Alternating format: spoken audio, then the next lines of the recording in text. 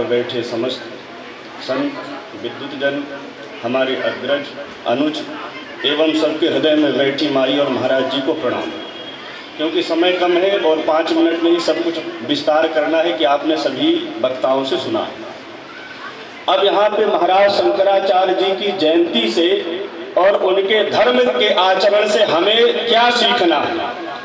धर्मो रक्षिता रक्षितो। हम स्वयं धर्म की रक्षा नहीं कर रहे, हम स्वयं मठ मंदिर की रक्षा नहीं कर रहे और हम जमाने की बात करते हैं। हम धर्म का आचरण नहीं कर रहे, न तिलक, न शिखा, न जनेऊ, न धोती, न कांच, लेकिन हम सनातन की बात करते हैं।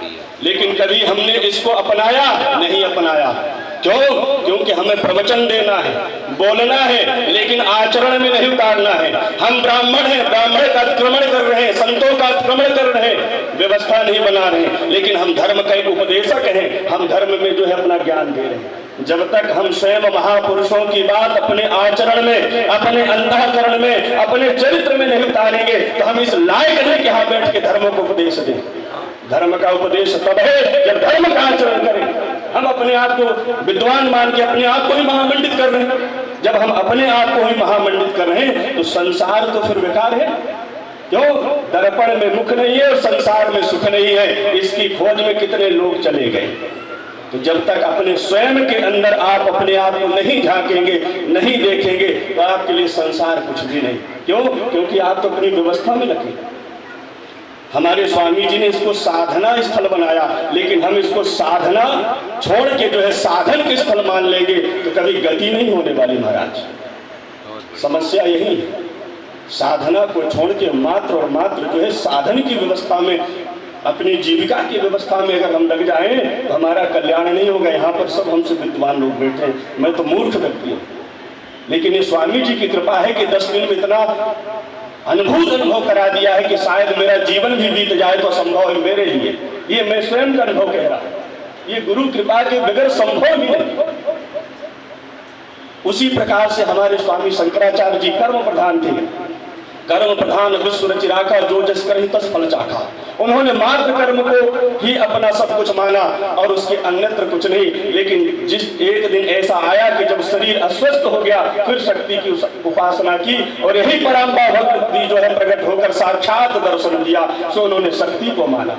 आज हम लोग यहाँ पर बैठे हैं, धर्म की बात करते हैं, लेकिन हम धर्म का आचरण 1% अपना रहे हैं। धर्म की बात कह रहे हैं, लेकिन यहीं पर जो है हम एक दूसरे के आक्रमण में हैं। ब्राह्मणों से ब्राह्मणों गति, ब्राह्मण ब्राह्मण को गति नहीं दे रहा, उसकी दुर्गति कर रहा है। अब हम धर्म की बात कहते हैं। यहाँ जो स्वामी जी ने व्यवस्था बनाई है राष्ट्र और विश्व के कल्याण के लिए, इसलिए तो स्वामी जी का आज नाम जो है यत्र तत्र सर्वत्र है।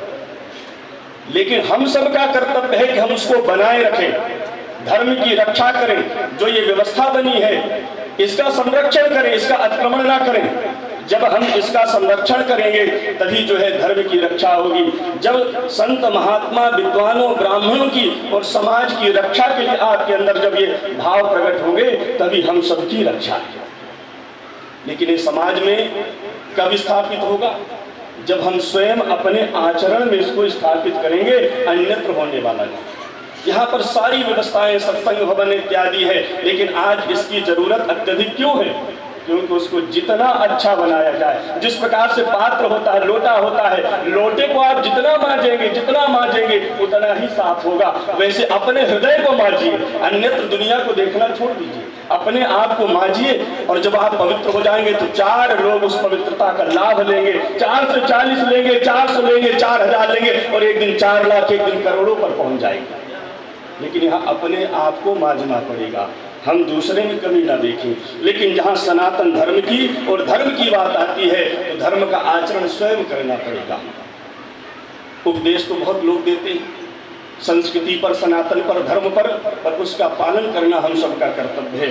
3 दिवस की यहाँ पर जयंती मनाई जाती है, पर उस जयंती में जो वास्तविकता होनी चाहिए वो अभी भी कहीं न कहीं अछूत है।